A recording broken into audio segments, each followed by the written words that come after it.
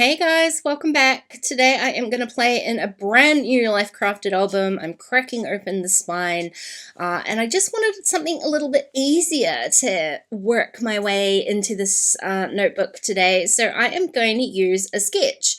I love these sketches from Citrus Twist. They're such an easy way to start a page. This is the one that I am going to be using today. I have gone off the sketch and I've used 3 little 2x2 photos. I have printed out a few digitals from this month's collection. I've printed a few, you saw me sort of picking through a few different Life Crafted paged sized pieces. Those are the digital traveler's notebook papers, and I just resized them in Photoshop so that they are 5 by 8¼ inches tall. I printed out a few, so I had a few options. My photos are black and white, so I wasn't really kind of too sure about what I was doing colorways. And the other thing that I printed out was, again, some of those digital traveler's notebook papers, but I printed them in a much smaller size, about 4 by 6, just to give me a few little pattern papers to work with.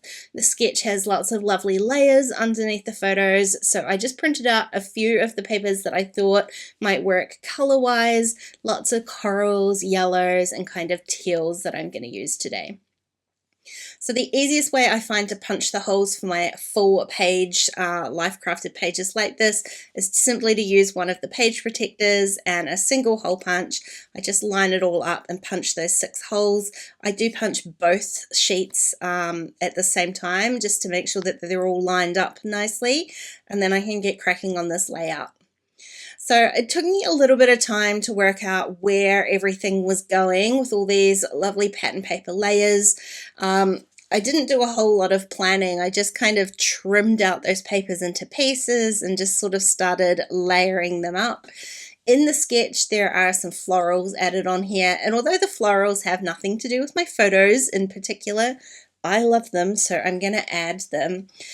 These are just from my stash, so when I finish in using a kit or supplies, I tend to split up my die cut packs so that they're kind of in themes. So I definitely pull out all of the floral pieces, I pull out tiny words, and I have them all kind of together. So when I have a need for florals, like I have today, I can really easily pick them out, and I'm not like sifting through multiple packs of die cuts. So that's just one easy way that I know that I've got all of my little florals sitting here.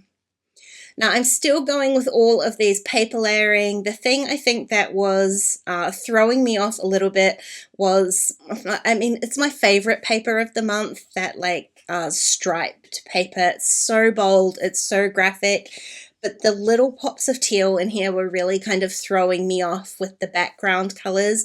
I love that coral and I love that yellow. It's sort of a mustardy yellow, and it's just, they're so pretty and feminine. And then I just had these random weird patches of teal in here. So the florals that I had picked out were, again, that kind of coral color and the yellow, and the teal, I just didn't feel like I was making it work. And to be honest, I was spending far too much time agonizing over all of this than I had really intended to. I really just wanted to sit down and make a quick little page in my album. So what I'm going to do is just peel back. Luckily, I was thinking ahead, and I'm going to peel back the temporary adhesive that I've been using and just maybe stick to the corals and yellows and see how I'm feeling about that without the teal. And already I love it so much more. I am still persisting. I've got that little strip of teal pattern across there. The sketch had this kind of line, horizontal line running across the page as kind of a shelf for the title. And I haven't adhered anything down, but I am persisting with that, and you'll see how I deal with that later on. Now this yellow floral was far too big for my page at the top here, so super easy to trim these florals from Citrus Twist. They're so loose and bold, it's really easy just to cut a wiggly line and cut your own kind of petals into them. So I decreased the size of that floral. It fits so much better on the page, and I'm just kind of loving where it all is. So I commit. I've gone ahead and I've committed. I've used some stitching, just machine stitching at this point, and stitched down those papers. That was again another part of the sketch that I loved. So I've stitched them all down the left hand side. It gives a lovely texture, and I'm finally committing to adhering some of this stuff down. So I'm gonna change things up a little bit. I'm not having my photos on that kind of wonky angle. I've got them perpendicular to the page, but I have kind of shifted the orientation of where they sit underneath each other, so there's a little bit of a diagonal line on there. And then I've gone ahead and adhered down my florals. Now I'm going to bring back the teal in here because I do want to add some leaves into this floral sort of clusters, and luckily in my little floral die cut pack there I have a bunch of leaves as well, so I'm just trimming them out so they're not as big and I get to spread them out a little bit more. There's two kind of different colors of teal in here, so I'm adding a couple of like one of each to each little cluster, and then I'm adding this third leaf cluster into the middle, which gives me my kind of visual triangle. It doesn't matter how many times I try to get away from it, I just about always am working with a visual triangle. I just find it a really easy way to work and make a page look balanced. So I'm adhering everything down, and it is all very flat on this page. I haven't used any dimensional adhesive. It just kind of is stuck on the page there. And because I've been working on one page at a time, it did kind of feel a little unbalanced, but as soon as I put that right hand piece next to it, it balances out nicely. I'm super happy with it. I'm going to add the tiniest little bit of embellishment, and I'm going to do that with some hand stitching.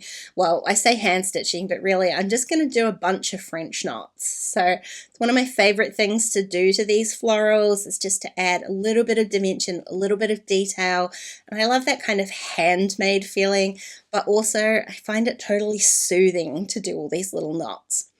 I do start by poking holes first. It just makes it easier, especially when you're going through several layers like this. I just pop, I use my little sewing case here, but just something spongy underneath. I just use a drawing pin and poke holes through the cardstock. And then I've used full strands of embroidery floss to create some little French knots. I used a darker darker coral color on the florals, and I'm going to go back into my floss stash and pull out some teal colors because I've just poked a whole row of holes, and luckily I used the dotty paper as a guideline, so I know I've got a perfectly straight line there, and that's echoing that kind of shelf that is on the actual sketch itself. Now I'm not doing French knots in here, I'm just going to do a really quick running stitch all the way across both pages. I'm not tying any knots in these pages, I'm just using washi tape on the back to keep everything nice and flat, and I'll adhere my pages back to back when I do the next layout in my album. Now the little bit of teal thread there just made me feel like I wanted to add a little bit more on here, so I've poked a few more little holes. I'm going to do a couple of extra little French knots. It's almost like doing embroidery splatters on my page, except I'm doing them in knots, and it's just that tiny little extra bit of detail. Now before I started stitching on that right hand side, I did run my page directly through my typewriter so that I could add my journaling onto the page. I've printed these pages out on just some textured cardstock, so it's got a nice texture to it, but it is easily put through my sewing machine. And then I used my favorite little coral colored alphas to add a very simple title and call this page All Done. I never would have got to this page without the sketch to base it off, so if you are in need of a little bit of inspiration, I highly suggest checking out the Sunday sketches over at Citrus Twist. Hey, thanks for watching today, guys. I really hope you enjoyed the video. If you did, please go ahead and give it a thumbs up, and don't forget to subscribe to my channel if you haven't already. If you want to keep watching, there are a couple more videos on screen. Otherwise, I'll see you again really soon. Bye.